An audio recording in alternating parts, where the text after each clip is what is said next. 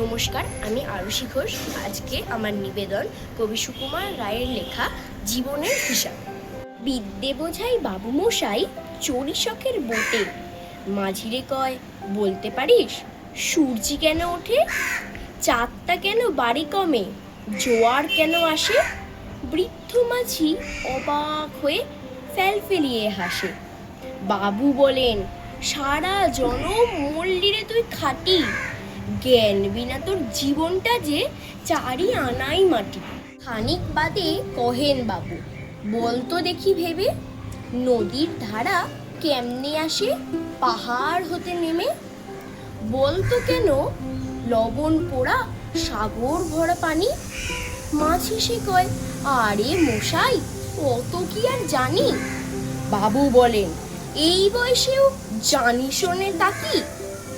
এই জীবনটা তোর নেহাত খেলো, অষ্ট আনাই ফাঁকি। আবার ভেবে কহেন বাবু, বলতো ওরে বুড়ো, কেন এমন নীল লেখা যায় পাহাড়ের ওই চূড়ো। বলতো দেখি সূর্য চাঁদে গ্রহণ লাগে কেন। বৃদ্ধ মাঝি বলে, আমায় কেন লজ্জা দিচ্ছেন হেন। বাবু বলেন, বলবো কি আর, বলবো তোরে কিতা। দেখছি এখন জীবনটা তোর 12 আনাই বৃথা।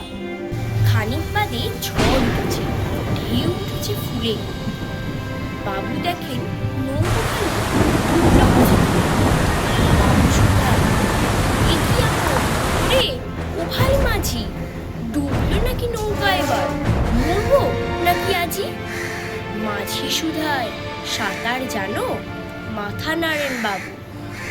বৃদ্ধ মাঝি বলেন, মশাই এবার কেন কাবু, বাঁচলে শেষে আমার কথা হিসেব করো পিছে। তোমার দেখি জীবনখানা 16 আনাই মিছে।